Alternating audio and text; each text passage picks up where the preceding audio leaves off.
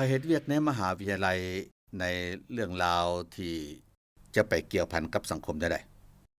อันนี้ก็จะเป็นแผนภาพที่เห็นอันนี้ก็จะแสดงให้เห็นอย่างแดแสดงให้เห็นว่ายาชนิดหนึ่งในการที่จะเฮ็ดขึ้นมาให้เฮากินนี้ต้องใช้เวลาถึง10ปีแล้วก็ต้องใช้สารต่างๆหลายอย่างและใช้เงินรวมทั้งหมดอยู่ 39,000 ล้านบาทยาขายเพียง1ชนิดเท่านั้นและพอฉะนั้นมันก็ยากหลายซึ่งนักวิทยาศาสตร์ก็เลยบอกว่าต่อไปนี้เฮาจะใช้อาหารเป็นยาดีกว่าบ่มันจึงเฮ็ดให้เฮาแก้ปัญหาสุขภาพต่างๆของเฮาได้การแก้ปัญหาสุขภาพการกินอาหารอย่างถูกต้องจึงเป็นการแก้ปัญหาสุขภาพที่ง่ายที่สุดอย่างใดก็ตามเกี่ยวกับเรื่องของอาหารเฮาจึงต้องมีผลิตภัณฑ์หรือมีอาหารเสริมเข้ามาเป็นตัวช่วยเพราะว่ามีมื้อนึงเฮากินอาหารเข้าไปจะจื้อบ่ได้ดอกว่าเฮากินหยังไปแดที่สำคัญที่สุดก็คือมันจะต้องมีวิทยาศาสตร์มื้อนี้อาจารย์อาจจะเว้าให้ฟัง 2-3 เรื่องที่ใช้ผลิตภัณฑ์อาหารเสริมในการรักษาสุขภาพเรื่องทบิดเป็นเรื่องเกี่ยวกับสมองพยาธิที่เกิดขึ้นกับสมองนี่มันมีอย่างหลากหลายเพราะฉะนั้นจะเห็นได้ในปัจจุบันนี้เฮาก็อยู่ดีกินดีแท้อยู่แต่ว่าเฮาจะพบว่ามีคนเป็นอัมพฤกษ์อัมพาตอัลไซเมอร์เป็นพยาธิปาร์กินสันในสังคมเฮามีอย่างหลากหลายอย่างนี้แม่นมาจากการอักเสบซึ่งเซซามินเป็นสารชนิดหนึ่งที่อยู่ในเม็ดหมากงาที่จะช่วยในการรักษาเกี่ยวกับเรื่องนี้ได้แท้บ่อันนี้ก็เป็นเนื้อเยื่อสมอง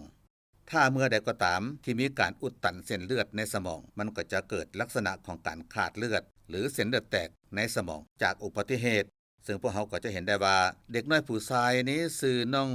บั้มอายุประมาณอยู่16ปีขี่รถจักรตำเสาไฟฟ้าและก็นอนเป็นอัมพฤกษ์อัมพาตบ่รู้สึกตัวเลยเป็นระยะเวลาหลายกว่า4เดือนท่านหมอก็ให้กลับไปอยู่บ้าน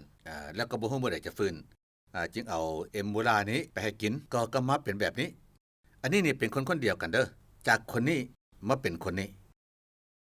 โดยการใช้ผลิตภัณฑ์ที่เฮาได้พัฒนาขึ้นมาจากงานวิจัยจะเว้าให้ฟังถึงกลไกในการออกฤทธิ์หรือในการอธิบายว่าวิทยาศาสตร์ช่วยเกี่ยวกับเรื่องนี้แนวใดว่ามันเป็นของแท้แนวใดอันนี้ก็เป็นอีกคนหนึ่งที่ขอนแก่นชื่อน้องแบงท่านหมอก็บอกว่าเอากลับบ้านได้คือกันจะถอดสายยางออกมือใดจะถอดออกซิเจนออกมือใดก็แล้วแต่พ่อและแม่เลยพ่อแม่ก็เลยนำเอาเอมโบลานี่ไปให้กิน1เดือนต่อมา2เดือน3เดือน4เดือนและ5เดือนต่อมาซึ่งผลปรากฏว่าตอนนี้ก็กลับคืนมาเป็นปกติแล้วก็ไปโรงเรียนได้แล้วสิ่งต่างๆที่เรามานี่มันเปลี่ยนแปลงได้จังไดแล้วเฮาจะมาเบิ่งนำกันเนาะแท้ที่จริงแล้วในสมองของคนเฮามันจะประกอบไปด้วยเซลล์ประสาทเฮ็ดหน้าที่เป็นเครือข่ายนี่แหละแล้วเฮาก็เลยลองเอาเซลล์ประสาทนี้มาเลี้ยงแล้วเฮาลองใส่เซซามินเข้าไปถ้าเซซามินมันสามารถไปลดการอักเสบได้แท้มันน่าจะไปลดการเสื่อมสลายหรือการตายของเซลล์ประสาทได้อันนี้ก็เป็นทฤษฎีหรือเป็นบทนำในการเฮ็ดให้เฮาได้ตั้งโจทย์ขึ้นมาว่างานวิจัยเซซามินจะมีผลแท้บ่เฮาก็เลยลองเลี้ยงเซลล์อันนี้เป็นเซลล์ประสาทพวกเขาจะเห็นได้ว่ามันมีเน็ตเวิร์คเซลล์ประสาทเต็มเลยแต่เมื่อใดก็ตามที่เซลล์ประสาทนี้ถูกสารผิดหรือถูกกระทบกระแทกมีการขาดเลือดหรือมีเลือดออกในสมองก็จะเป็นเซลล์แบบนี้จะเห็นเป็นความแตกต่างแบบเก่ามีเครือข่ายเต็มเลยแต่อันนี้เครือข่ายบ่มีละแต่ถ้ามีเซซามินจะพบว่ามันเป็นแบบนี้อันนี้ก็เป็นเรื่องทั้งหมดที่เว้าให้ฟังถ้าใครมีคำถามหรือว่า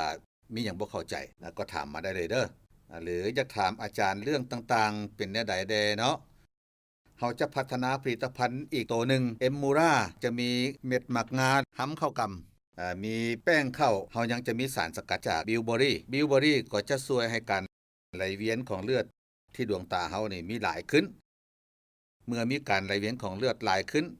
เส้นเลือดขยายตัวเลือดจะไปเลี้ยงดวงตาได้หลายขึ้นก็จะสามารถเฮ็ดให้การเฮ็ดเวียกของดวงตาเฮาได้หลายขึ้นทุกคนใช้โทรศัพท์